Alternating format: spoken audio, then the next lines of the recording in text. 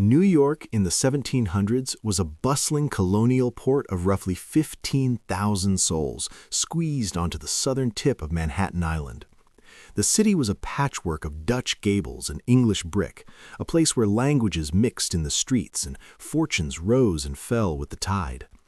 In this video, I use modern AI tools to bring historic paintings, engravings, and prints to life, allowing us to shift perspective, change camera angles, and move through the same scenes in ways their original artists never could. First, I want to talk about the waterfront, the beating heart of colonial New York. This view shows the Battery and Fort George. By the early 1700s, the Battery occupied the island's southern tip, a defensive bulwark against naval attack. This view shows the stone ramparts of Fort George rising above the waterline, cannons pointed toward the harbor. British flags snap in the salt wind. In the foreground, wooden wharves jut into the water, piled with barrels of flour and rum. The fort's walls are thick, weathered by decades of storms. Beyond them, the governor's residence stands inside the compound, whitewashed and formal. Daily life here means constant activity. Soldiers drill in the courtyard. Merchants negotiate contracts in the shadow of the walls. The smell of tar and fish hangs heavy. Gulls wheel overhead, crying. But tension simmers beneath the routine. Fire is an ever-present danger in a city built largely of wood. In 1741, a series of suspicious fires will grip New York in paranoia, leading to the execution of over 30 people, most of them enslaved Africans, in what becomes known as the Negro Plot. The fort matters because it represents British power in a strategically vital port. It's the administrative center, the military anchor. By the late century, the fort will fall into disrepair. After the Revolution, it's demolished entirely. Today, Battery Park occupies this same ground, a quiet green space where tourists board ferries to the Statue of Liberty, unaware they're standing where colonial governors once commanded an empire's edge. This is Wall Street. This view shows Wall Street cutting east to west across lower Manhattan, named for the wooden palisade that once marked the city's northern boundary. By the 1740s, the wall itself is long gone, dismantled in 1699, but the name persists. The street is narrow, unpaved, lined with 2- and 3-story buildings of brick and clapboard. In the foreground, a slave auction unfolds near the East River end. Men and women stand on a raised platform, inspected by bidders. The midground shows merchants' offices, their shutters open to catch the breeze. The sounds are layered. Auctioneers call prices, horses clatter over cobblestones. Somewhere, a cooper hammers barrel hoops. The air smells of horse manure and wood smoke, but darkness threads through the commerce. New York is a slave city. By the 1740s, 1 in 5 residents is enslaved, the highest proportion of any northern city. The labor that builds this prosperity is coerced, violent. Wall Street matters because it's the economic spine. Money changes hands here. Fortunes are made in sugar, fur, and human beings. In 1792, after independence, the Buttonwood Agreement will be signed under a tree on this street, founding what becomes the New York Stock Exchange. Today, Wall Street remains synonymous with American finance, though the slave market is erased from memory, buried beneath the pavement and the skyscrapers. This view shows Trinity Church. By 1698, Trinity Church receives its charter from King William III. This view shows the first building, a modest structure with a square tower, standing at the head of Wall Street where it meets Broadway. The stonework is simple but solid. A graveyard spreads beside it, headstones tilting in uneven rows. In the background, the city stretches north, a jumble of rooftops and chimneys. Sunday mornings, the street fills with worshippers. Bells ring across the rooftops. Inside, Anglican liturgy unfolds in English, a marker of British authority in a city still heavily Dutch. The pews are divided by class. Wealthy merchants sit near the front, tradesmen and laborers crowd the back. Enslaved people, if allowed inside at all, stand in galleries. The tension here is spiritual and political. Religion enforces hierarchy. Trinity holds enormous land grants, making it one of the city's wealthiest institutions. In 1776, the Great Fire of New York will consume this first church, reducing it to rubble during the Revolutionary War. A second building rises, then a third. Today, Trinity Church still stands at the same intersection, its Gothic spire dwarfed by the towers of the financial district, a quiet stone witness to centuries of transformation. This is the East River Docks. This view shows the East River waterfront in the 1750s, a chaotic frontier of commerce. Wooden piers stretch into the current, ships crowd the anchorage, their masts a forest against the sky. In the foreground, longshoremen roll barrels up gangplanks. Crates are stacked 10 feet high. The midground shows sailors mending sails, stevedores hauling rope. Beyond, the river glitters, and across the water, Brooklyn remains farmland. The sounds are deafening, hammers on wood, shouts in English, Dutch, Portuguese, the creak of rigging. The smell is overwhelming, salt and sweat and sewage, the sharp tang of tar. But danger is constant. Dock work is brutal, injuries common. Cargo theft is rampant. Press gangs from the Royal Navy prowl the taverns, forcing men into service. The docks matter because they connect New York to the Atlantic world. Sugar from the Caribbean, manufactured goods from London, furs from the interior. By the 1800s, the East River waterfront will expand dramatically, pushing outward with landfill, swallowing the shoreline. Today, the FDR Drive runs where these docks once stood, and the original waterline lies blocks inland, buried beneath centuries of development. This view shows the slave market at Wall Street and the East River. By the 1710s, the city formalizes a market specifically for the sale of enslaved people near the foot of Wall Street. This view shows a small plaza open to the sky. A wooden platform stands at the center. Men, women, and children are displayed for inspection. Buyers circle, examining teeth, muscles, hands. In the background, ships unload more captives from the holds. The scene is stark, unflinching. The sounds are muted, terrible. Chains clink, a child cries, an auctioneer's voice cuts through the crowd. The smell is unwashed bodies, fear, the salt of the nearby river. The tension is oppression itself, violence codified into law. In 1712, an uprising of enslaved New Yorkers results in the deaths of 9 white colonists.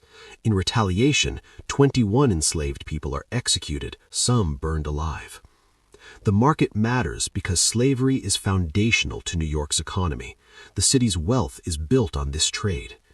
The market closes in 1762, but slavery persists in New York until 1827, among the last northern states to abolish it.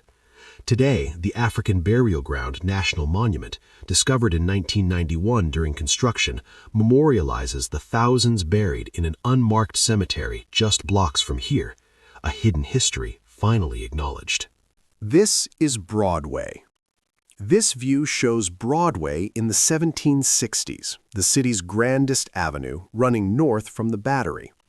The street is wide by Colonial standards, lined with trees and the homes of wealthy merchants. 3-story brick houses stand shoulder to shoulder, their windows reflecting the afternoon light. In the foreground, a carriage passes, drawn by matched horses. The midground shows pedestrians, women in long skirts, men in tricorn hats. The background fades into the rural countryside beyond the city limits.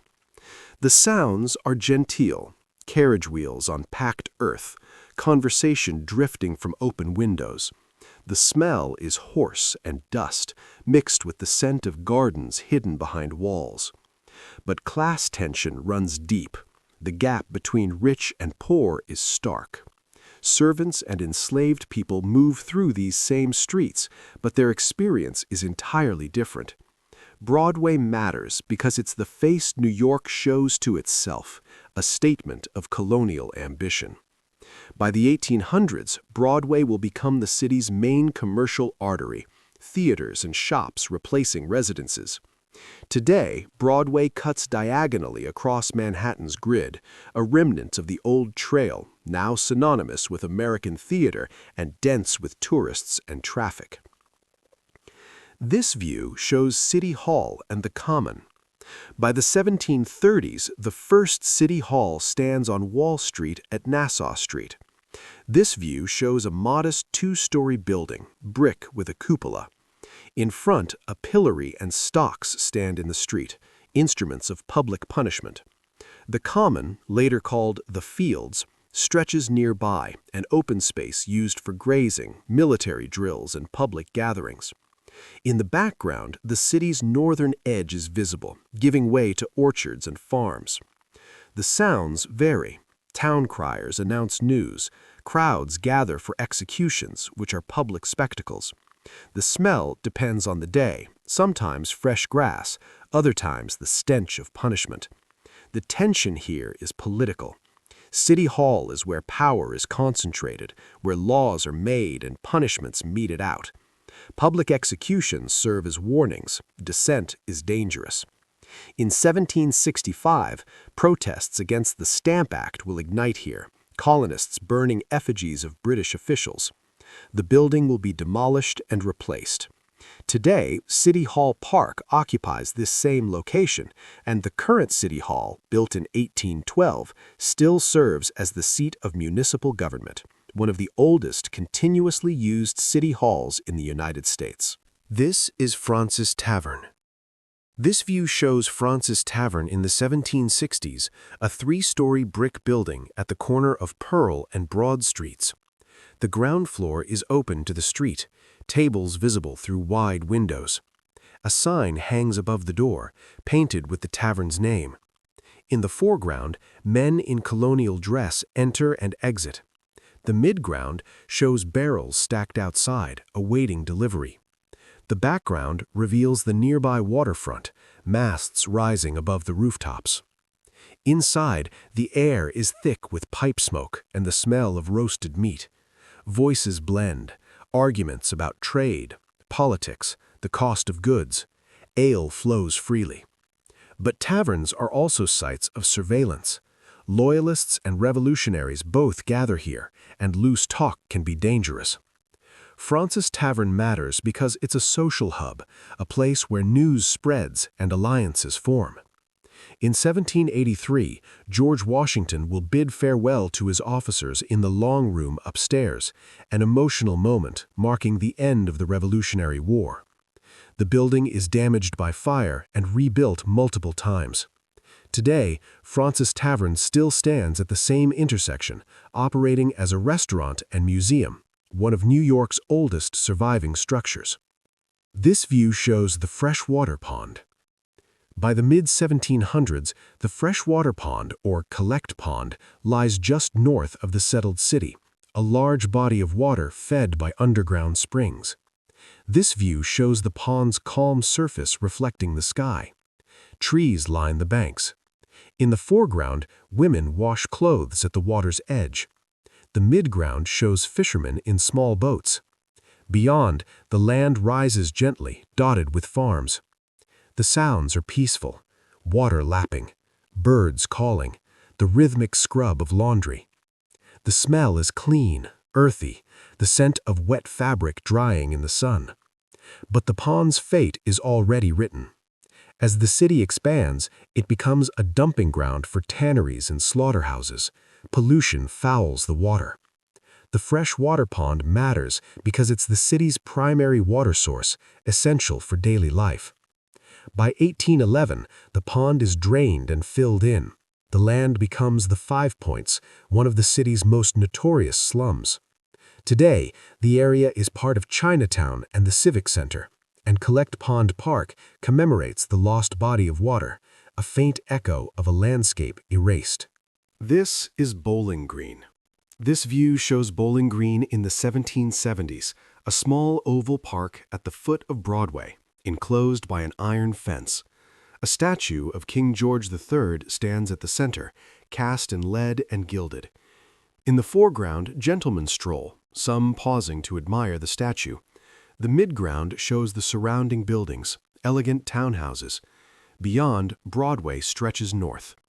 The sounds are subdued, footsteps on gravel, polite conversation, the rustle of leaves in the breeze. The smell is green, the scent of grass and flowers. But tension is rising. By 1776, anger at British rule will boil over. The statue of King George will be torn down by revolutionaries and melted for bullets. Bowling Green matters because it's a symbol, a focal point of loyalty and rebellion both.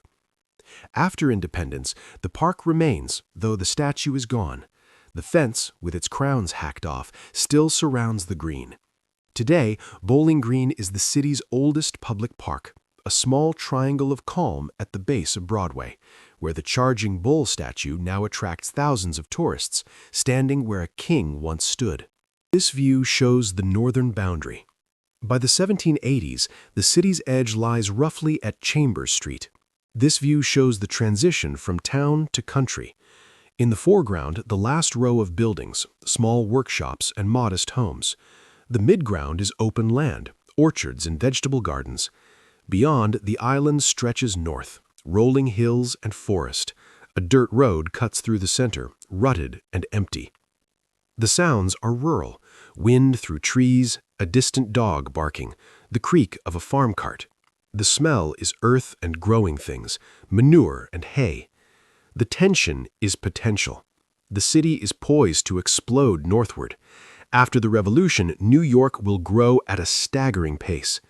This boundary matters because it's a symbol, a focal point of colonial ambition, the edge of what was. By 1811, the Commissioner's Plan will impose a grid on Manhattan, transforming the island. Today, this area is the heart of the financial district and Tribeca, indistinguishable from the rest of the city. But in the 1700s, it was the last gasp of civilization before the wild.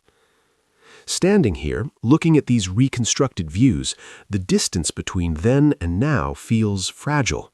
The streets have changed names, the buildings have been replaced a dozen times over, but the bedrock remains.